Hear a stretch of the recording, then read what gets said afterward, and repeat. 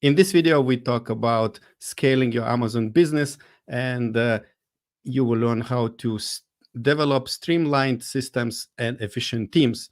And my guest today is Michal Specian. He's from Czech Republic, and he created his 8-figure Amazon brand and successfully exited. Now he's teaching others how to do the same by creating systems. So hello, Michal.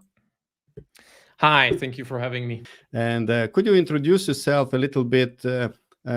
In some way, for me, it's interesting to hear you built a successful brand, you exited, and now you want to teach others instead of building another brand. So maybe you can give us an overview of your background and why you're doing what you're doing.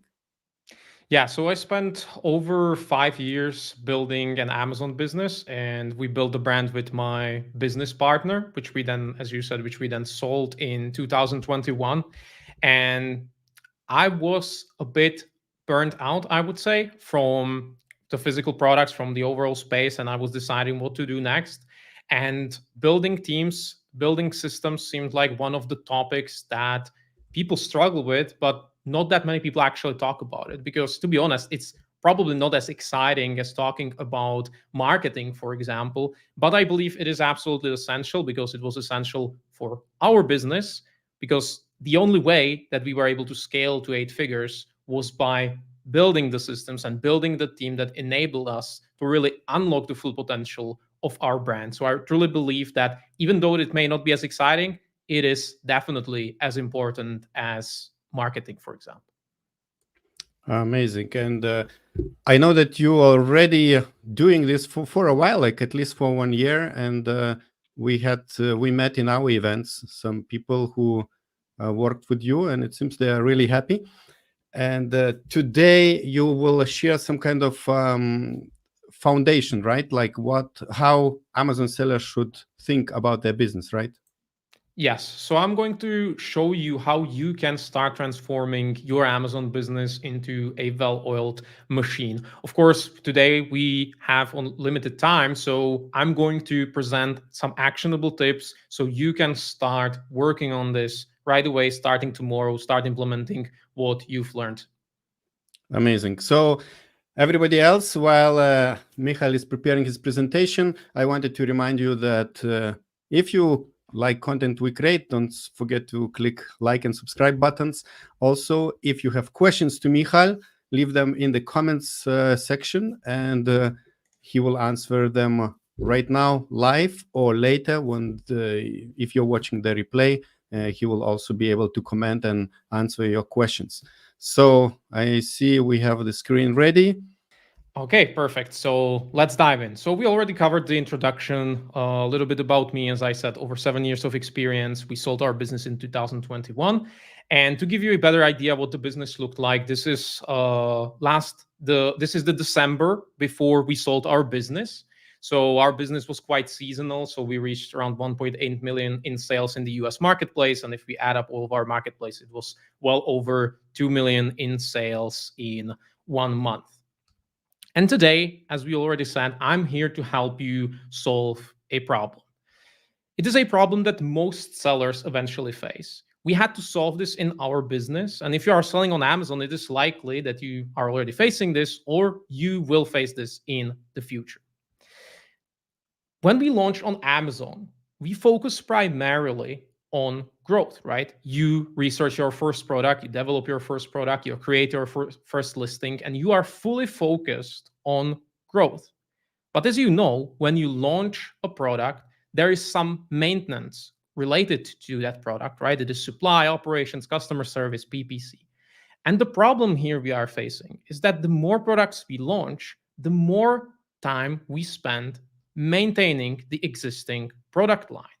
And we eventually get to a point where we simply max out, especially as sole entrepreneurs. We will get to a point where essentially all of your time is consumed by the maintenance. And at that point, you have basically no time to grow the business further, to develop new products, to expand to new marketplaces. And all of your day really is consumed by the maintenance tasks like supply, customer service, and everything that is related to keep the business, keep the products running. And the thing is that maybe you are telling yourself, okay, I'm not there yet, right? I haven't launched that many products. I do have enough time, which is perfect, because the sooner you decide to tackle this, the easier it will be. Imagine you get to a point where you are completely maxed out. You have 20 products, 50 products. You are managing everything on your own, working full time. And there are all of these fires you need to put out. Customer support, PPC, you need to make payments to your suppliers, you need to monitor your competition, you need to manage your inventory. And when you are in this situation, it is actually quite hard to find the time to solve the problem. So the sooner you start solving this, the better.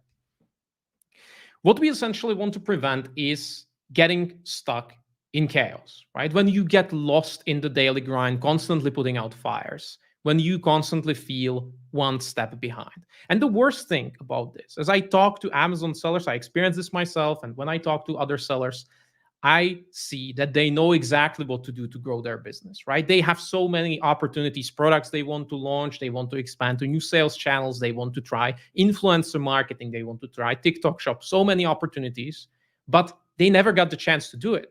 Because the issue is that these things can always wait, right? I can always do the product research tomorrow, but today you need to reply to that angry customer. Today you need to place a new PO. So all of these opportunities are ignored indefinitely, which unfortunately leads to the point that you basically get stuck. So in the next 30 minutes or so, I will show you how you can transform your Amazon business into a well-oiled machine. The problem here, as I said, is that especially if you start an Amazon business as your first business, we are essentially conditioned to be operators, right? Focusing on our personal productivity, trying to maximize our personal output. So if we see that our business is not growing, it automatically means that I'm not doing enough. But this is not true, right? We need to get detached from this, because if we are the operators and we really see ourselves at the center of everything, we just see ourselves as the business, right? I am essentially the business because everything goes through me, right? You are in the middle of everything, every single task, everything really relies on you. And maybe even you have some virtual assistant, but if you don't tell them what to do, they stop working, right? So you are holding everything together, and that is the problem. And this is also when sellers start obsessing with short-term hacks and tactics, because they simply don't have the time to commit to those big projects, to those new products, to expanding to new marketplaces, because they have just a few minutes here and there. So they start obsessing with little PPC hacks, maybe something that can incrementally grow their business, but they simply don't have the capacity to make the big moves. So I define this as a difference between an operator and an owner, where the operator is in the middle of everything while the owner is above it, right? The owner builds the machine. So we are going to talk about this, how to transition from being an operator and ideally avoiding this situation when we end up in chaos and getting into the seat of the owner. And the first step is to adopt the owner's mindset, which is understanding that you are the captain of a ship and you should be focused on navigation and steering rather than scrubbing the deck. It is understanding that you are not your business and you should start seeing your business as a completely separate entity. So let me explain this. When you do something in business, you usually follow some steps to get a result. For example, you can spend 3 hours following your inventory forecasting routine, working with your inventory forecasting spreadsheet or some third-party tool in order to determine the order quantity, right? You spend 3 hours, you use the spreadsheet to determine the order quantity, which means that there is some labor following a process, leveraging some tools to get a specific result.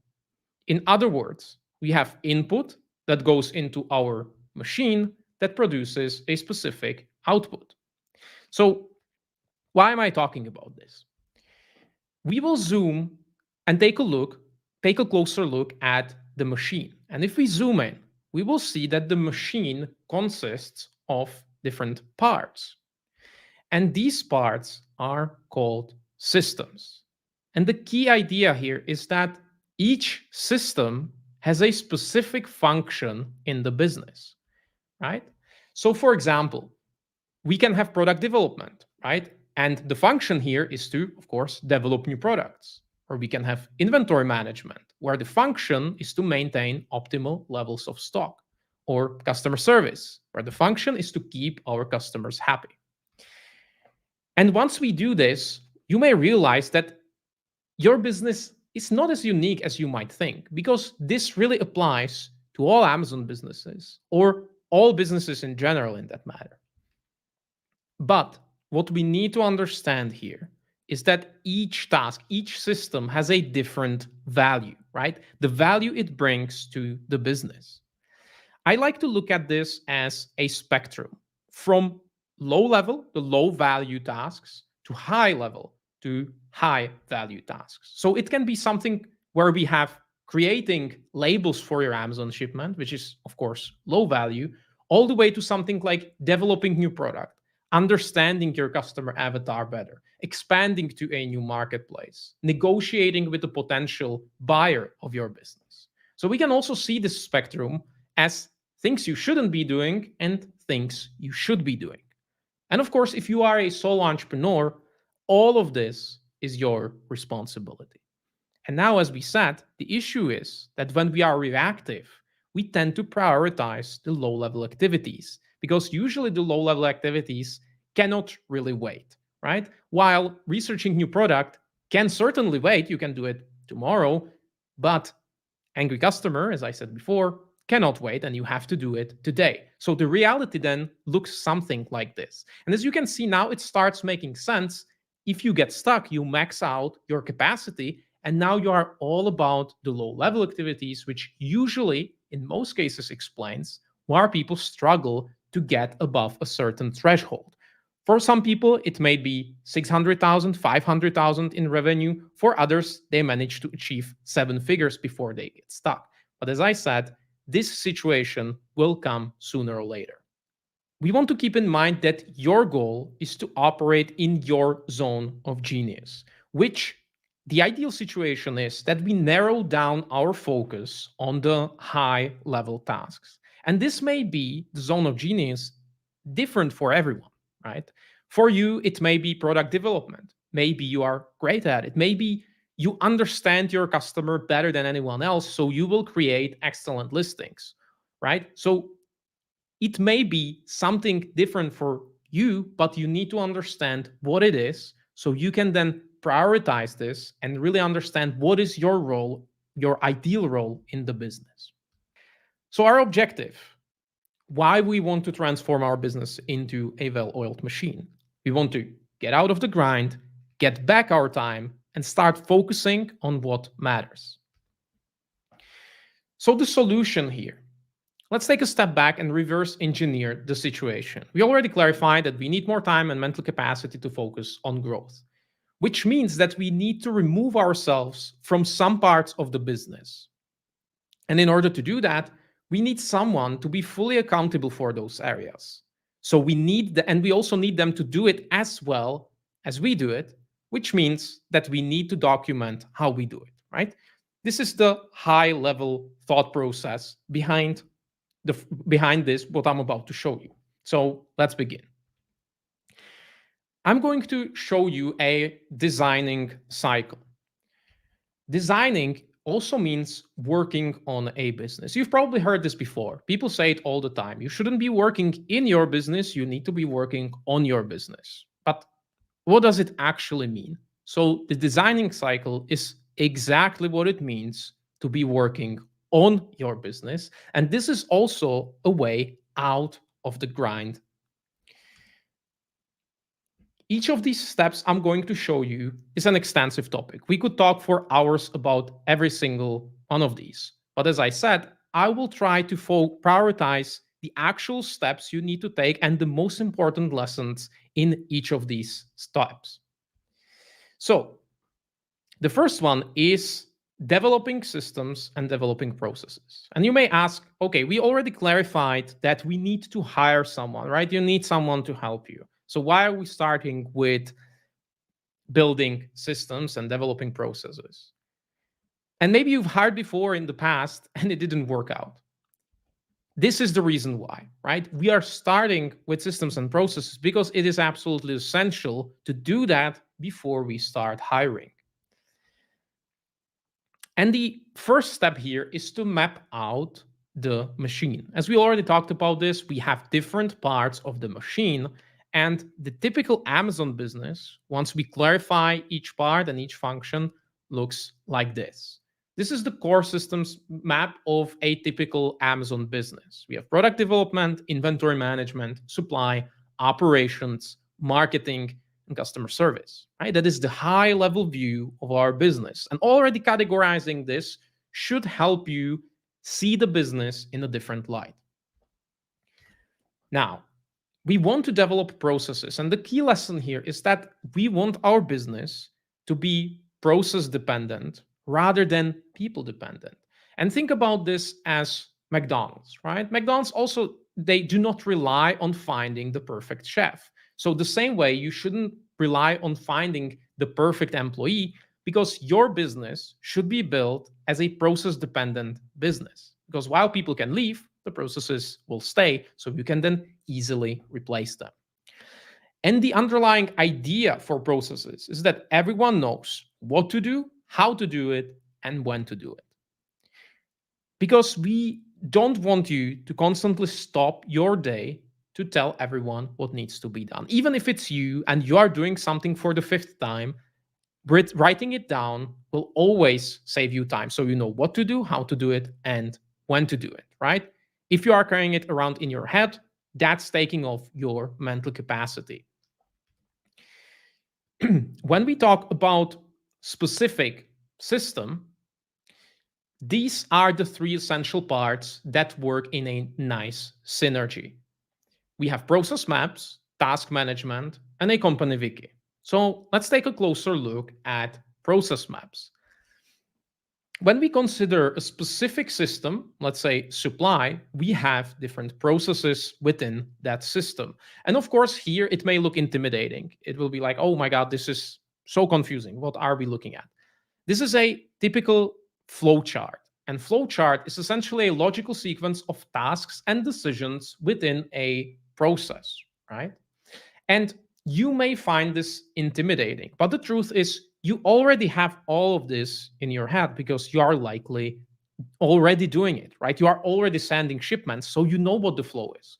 You know you need to, before you place PO, you need to determine order quantity. What do you do to determine order quantity? You forecast your inventory.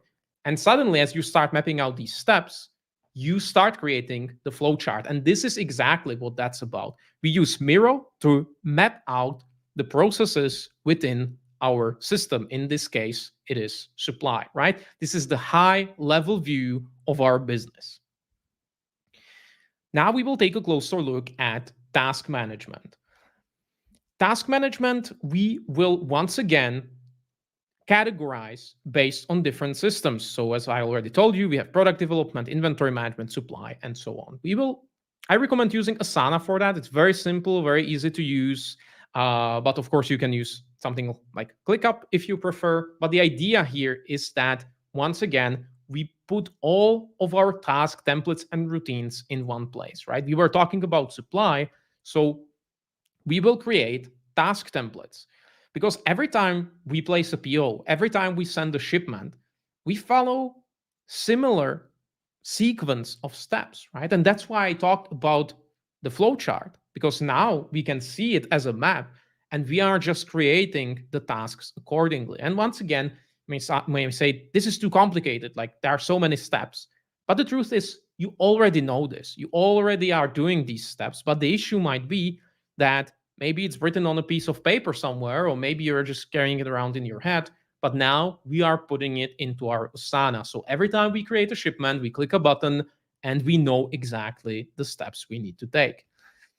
And lastly, it's Company Wiki, where we will summarize the process, what we are actually doing Think of these as instructions, like explaining what is the objective, what are the tools we are using, and what are we actually trying to achieve by following these steps, right? So we have the process map, we have the task templates, and now we also have the instructions.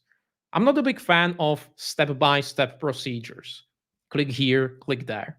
I think it's fine if you create a few of these, but if you have a step-by-step procedure for everything in your business, it will be a lot of time to keep these updated, right? So I like to create these high-level instructions, really explaining what are we trying to achieve and what are the tools we are using, but I try to stay away from super specific steps. And once we do this, once we start systemizing the business, we realize that most of the things we do in business repeat, which makes it easier to systemize it, right? We do inventory forecasting, let's say every 2 weeks.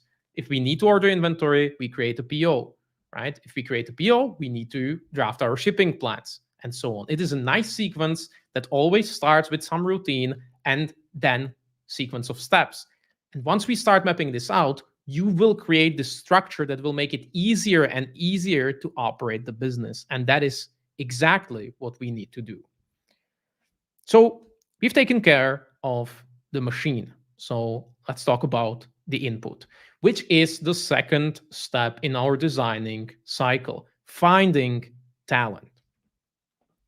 The first thing to understand when it comes to hiring is that we hire in order to grow, not the other way around. A lot of people think that they need to achieve a certain level of revenue before they start hiring, right? I need to reach 7 figures before I hire my first employee. I need to double my business before I hire someone new. But the truth is, you hire someone in order to grow. That new hire actually unlocks the growth, right? So do not wait to reach a certain revenue before you start hiring, right? And with this out of the way, the most important step when we start hiring is to clearly define the role. And a lot of people ask, who should I hire? Like, who should I hire first, or who should I hire now?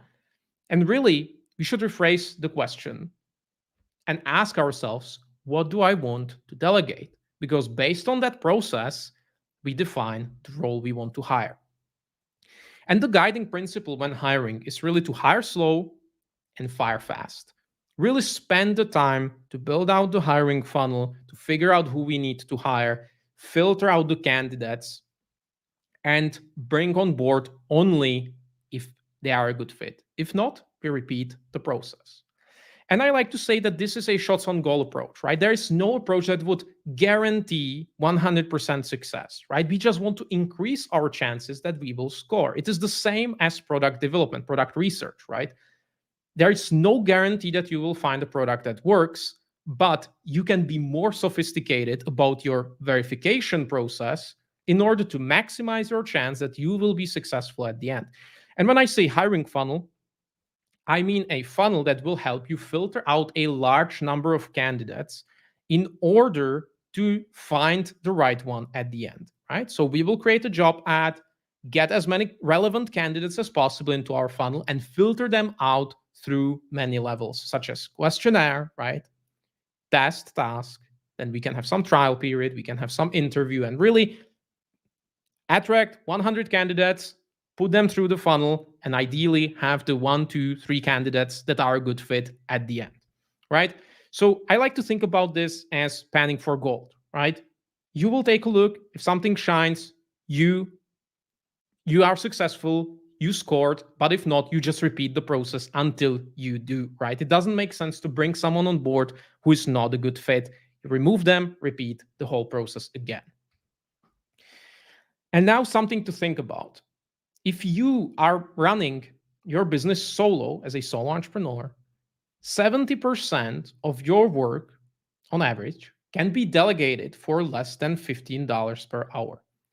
Usually it's even less than that, right? We can find great employees for $10, $8 per hour. But really think about it.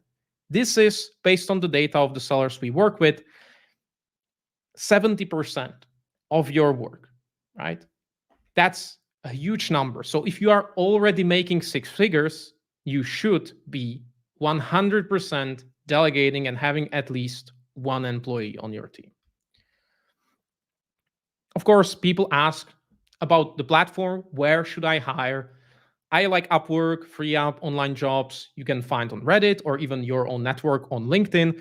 But remember, what matters more is how you hire. It's the hiring funnel, right? We attract into our hiring funnel people, candidates from various platforms, and then we filter them out, right? There's no one magical platform that would guarantee that we will find the perfect candidate, right?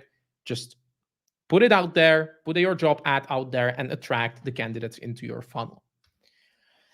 The third step is delegating.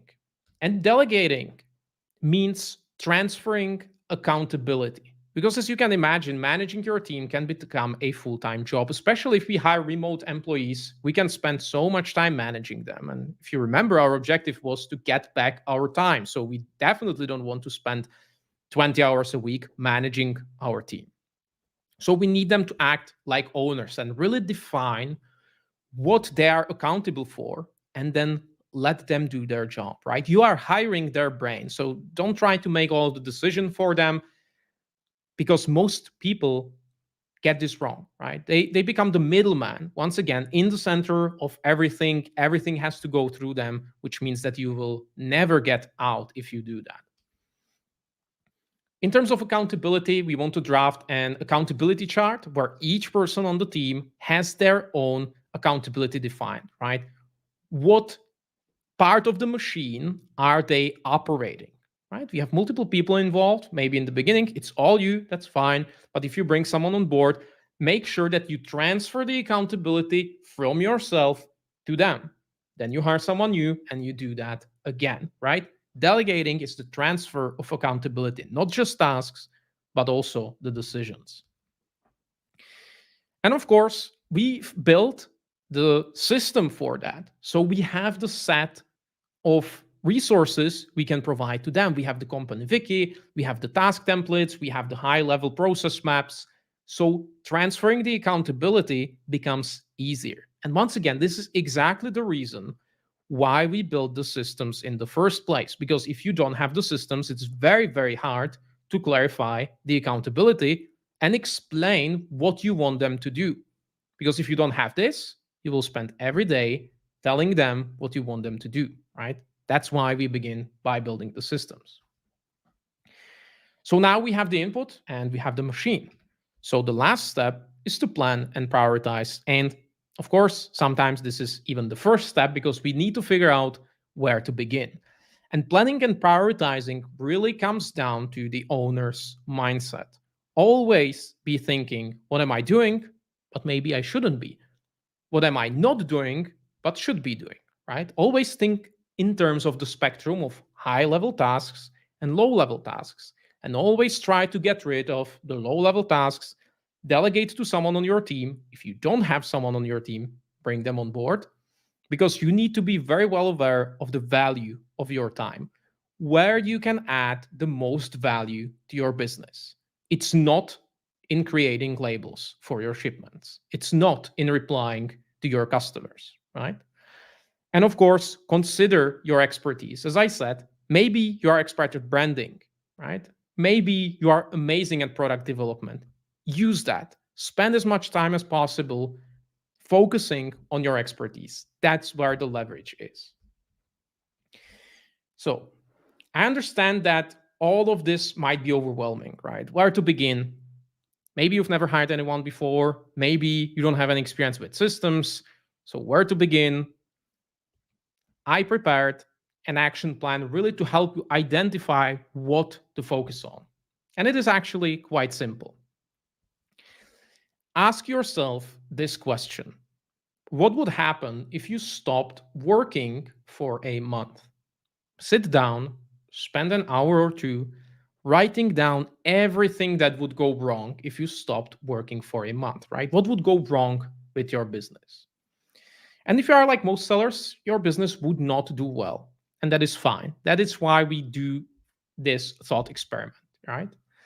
Because the idea here is that if your business would collapse, you are not in a good position to scale the business, because you simply don't have the time, right? All of these things that would go wrong are things that rely on you. So you need some room to breathe in order to grow the business. So ask yourself, what would happen if you stopped working for a month? This will help you discover a problematic area in your business, right? And that's the area we will focus on, and that's where we will actually implement the designing cycle, right? A little hint, for 80% of the sellers I talk to, even in my own experience, it will be inventory management and supply, right? That is the first thing that will go wrong, right? If I disconnect for a month, we will run out of stock. No one will place POs. No one will pay our suppliers. No one will reply to our customers. But mostly, the biggest damage will be done in supply and inventory management. Perfect. Now we know where to begin. So phase 2 is implementing the designing cycle. Now we planned and prioritized. We know that supply and inventory management, that's where we need to remove ourselves from that particular part of the business. So now we will develop the process. We will begin with the process maps. And as I said, the first step really in all of this is the inventory forecasting, right? Let's say we do that every week or every 2 weeks. So we start creating the process map. What do I do once I finish inventory forecasting? Well, I determine the order quantity. Then I place PO. Then I plan shipments, right? Now you have the flow chart. Now it's time to go to your task management where you prepare the templates. What are the steps necessary in order to forecast my inventory? How often I want to do that?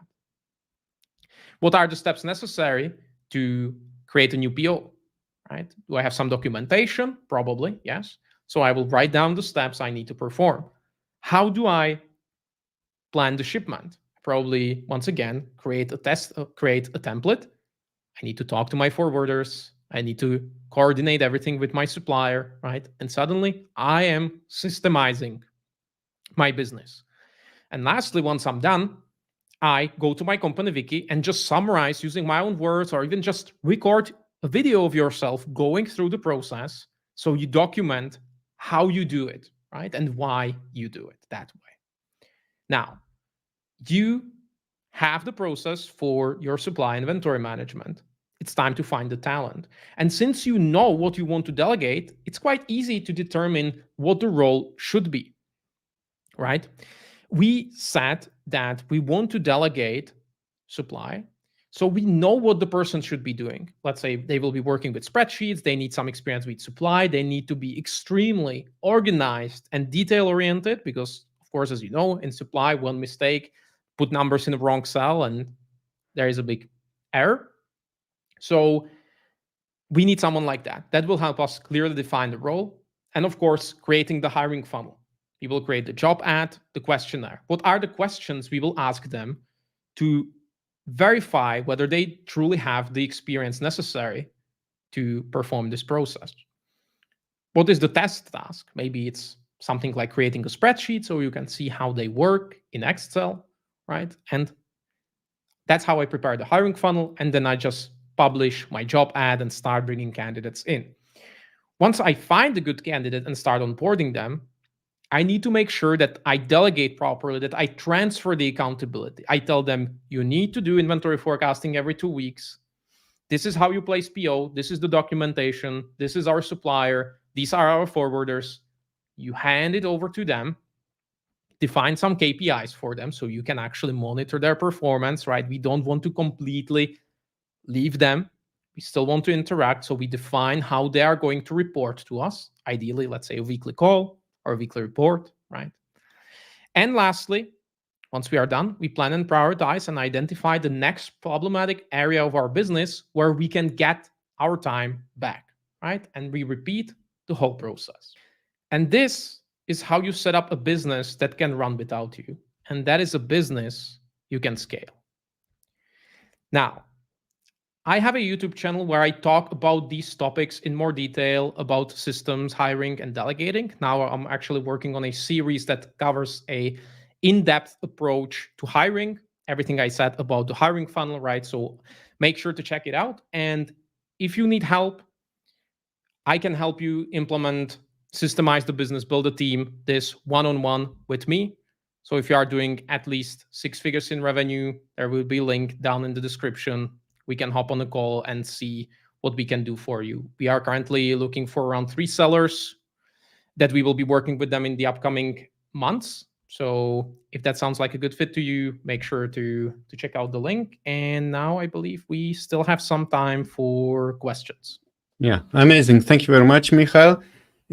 I think what you have shared, it's not only useful for Amazon sellers, but your presentation could be easily transformed to maybe some Amazon sellers have already well-oiled machine in Amazon business, but maybe as their side business is not working and it's not Amazon. I think what you suggested has a lot of good recommendations.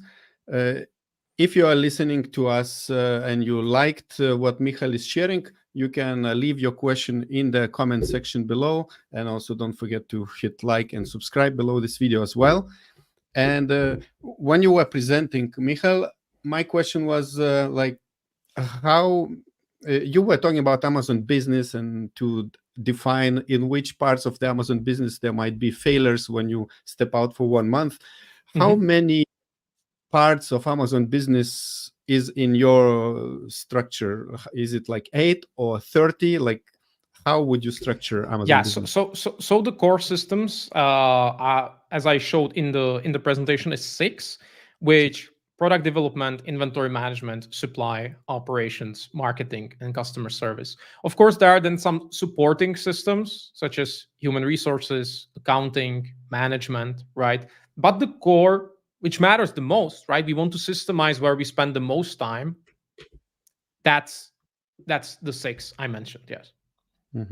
And since some people know people know that they need time to transition from where they are now to really systemize the business, how long does it take from your experience?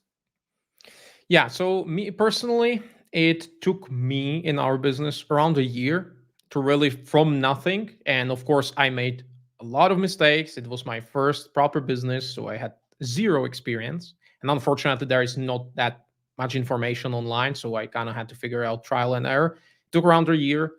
And now when we work with clients, we take around 3 to 4 months. Is because you are supporting them already with Yes. developed systems where they don't need to create their own SOPs, right? Yeah, they don't have to reinvent the wheel. They basically follow this framework I've built, and basically it's applicable to any Amazon business, right? Last year we worked with around 60 sellers in total, and it doesn't matter what you sell, it doesn't matter which marketplace. Of course, the size of the business matters in terms of the team, but once again, in terms of the systems, it's always the same, just at a different scale. So as Michal said, they are looking for a few more sellers to work with. You'll find the link below in the description if you want to work with Michal. Just click the link. I think you will have to fill out the form. You will get a call with Michal and he will tell you if you are a good fit. Maybe you're already halfway through and Michal has nothing to help you, or maybe you are too small. Is it important for you, the size of the business? Yeah, it should be minimum 6 figures because I think we can help people who already have their product market fit. They already know how to grow their business. They just need to now focus internally, right? If you are starting, if you are looking for your first product to launch, I cannot really help you. But if you're already at 6 figures and looking to scale and build out the foundation of the business, that's where we can help you. And in your experience, whenever people reach 6 figures, they are probably still working almost alone, maybe with one VA, right? Yes, exactly. Actually, I found like people who somehow managed to get even to like 7 figures, 2 million on their own. But then we are looking at a person who's working like 50, 60 hours a week, and which is crazy to me to see that they have so much potential and they are just running around doing everything themselves, right? So, yeah.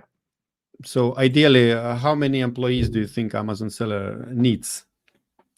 Yeah, so this depends on the size of the business. I think a lot of people will get tons of leverage from just hiring their first employee. That will make a big difference. We scaled to 8 figures with 2 full-time employees. So it was me, my business partner working part-time. Then we had 2 full-time employees and 1 part-time employee, right? So I believe it's possible to scale with a small team. I don't believe you need 15, 20 employees. Sometimes I see 6-figure sellers with 8 people on their team. It's not necessary. I really think that once you define the systems properly, streamline everything, then you need just a few people. So I believe to set around 7-figure seller can have 3, 4 employees and should be good to go. When you talked about creating systems and documentations, it was interesting what you said, don't go too much into step by step. So what is this like limit of how detailed you should describe the documentation? For example, you want to tell to your VA that they have to go to Seller Center to get specific report. I assume you cannot say just get that report, but like this VA will not know, or new person will not know. Where is that's that? why that's why I recommend hiring people with existing experience so they can hit the ground running, right? Because what leads us to building step-by-step SOPs, click here, click there, is that we want to hire someone for $3 per hour, right? We want to hire basically just a follower who can open a document and click where you tell them to click. But I would say maybe it's fine to have like a basic VA like that. But if you want someone who can be truly accountable for processing their business and you want to trust them that they will do a good job, you shouldn't hire people who need step-by-step instructions like that. Because of course, then the issue is that you need to keep these SOPs, the procedures, up to date. Because as you know, Amazon is constantly changing everything. So you create your SOP, and by the time you are done creating all of your SOPs, you can begin again because everything's changed, right? So ideally, bring someone on board, record a quick video, explain the process. And if Amazon will change a button or change the process where you reach that report, they will figure it out, right? Okay, that's very interesting approach. I haven't heard this kind of tip from other people teaching similar things. So it's I myself, when I document something, I like to do a step by step. But now it makes sense what you say. And you said like maybe you don't need too many people when you are still like a high 6 figures, 7 figures. So what are the key roles would be among employees? So I would say the first one for most sellers, of course, it may differ in your business, but in most cases, first role is a supply manager. As I showed in the presentation, hiring a supply manager, supply is most of the maintenance tasks, once again, for most sellers. So the supply manager will take that off your plate, and then having something for a role as a brand manager, having someone who can help you with product development, who can help you with monitoring your competition, optimizing your listings, right? When you develop new products, you talk to photographers, to copywriters, all of those people. So ideally, you have your brand manager as your one person you talk to, and they manage all of these moving pieces, right? So supply manager, brand manager. And then ideally, depends on the requirements for your customer support, but having a customer service agent depends how many requests and inquiries you get. Sometimes your brand manager can handle it easily, but the brand manager should be someone who has experience with Amazon, right? Someone who is really good and understands Amazon. So the same principles apply to them. You don't want to waste their time with low-level tasks if they can do something higher level. So in that case, I would hire a customer service agent, which is the structure we had in our business. And of course, a lot of people are looking into Philippines, and because a lot of people are talking about them, they are good in English. So I can assume that a lot of your clients also are working with people from that country, right? Or yeah, I do not necessarily have a preference, but when you hire from another country, you should get familiar with their culture, so you know how to work with them. You should also take into account the time zone difference. But Philippines perfectly fine, from India, or now from some of my clients are hiring from Eastern Europe as well, from Turkey. So, for example, our supply manager, she was from the Philippines, brand manager from Turkey, and customer service agent from New Zealand, right? So all around the world. And how do you develop kind of a trust with these workers? Because you have to give access to your account, and like they see confidential information. Maybe they have a critical trigger where they can make a mistake and something goes wrong. Yeah, so I would say building up the trust over time is essential. So the way I recommend working with the new employee, first, the employee is watching you how you do it. Then you watch the employee how the employee is doing it, and then you let them do it on their own. That is how we build the trust. But I believe the best tool for building trust is actually defining the systems, right? Because then the trust is that they follow what you've developed. You don't have to just trust that they will figure stuff out. You are actually giving them the tools. Use this, follow these steps. So it's easier to trust someone. And also, once we structure our business in terms of the systems I showed, you give them access only to the areas of the business that they actually work in, right? So if it's a supply manager, they don't need access to our accounting. They don't need access to, let's say, to our product development, right? So you just give them permissions to what they are working on. And you said you are looking how they are working. Do you like ask them to use some kind of screen sharing time tracker or Yeah, we use Loom. Loom for I use it to record my instructions, and also the employee then records themselves to do that, or we simply share a screen on call. But I believe like asynchronous communication, where we have Loom, especially if they're in a different time zone, you just record a video, send it to them, and when you wake up in the morning, you can see again the communication from them, right? Okay, so that so definitely works. Okay, you just ask them to record the video how they did the specific task. All right. So yeah, as we mentioned before, you can find the link below to Michal's page, where you can book a call with him and get a consultation and see if you could work with him to help to systemize your business, to build efficient teams. And it could take just 3-4 months, and your business might be ready for growth. This is talking from the experience of Michal. I understood you are helping Amazon sellers to reach that level in 3-4 months, right? Yes. Perfect. So yeah, that's it from us, I think. Thanks again, Michal, for visiting us at Orange Klik, and good luck in your business. Bye-bye. Thank you for having me. Bye-bye. And now I would like to invite you to watch other video where you will learn how to use day parting in your Amazon advertising, Amazon PPC.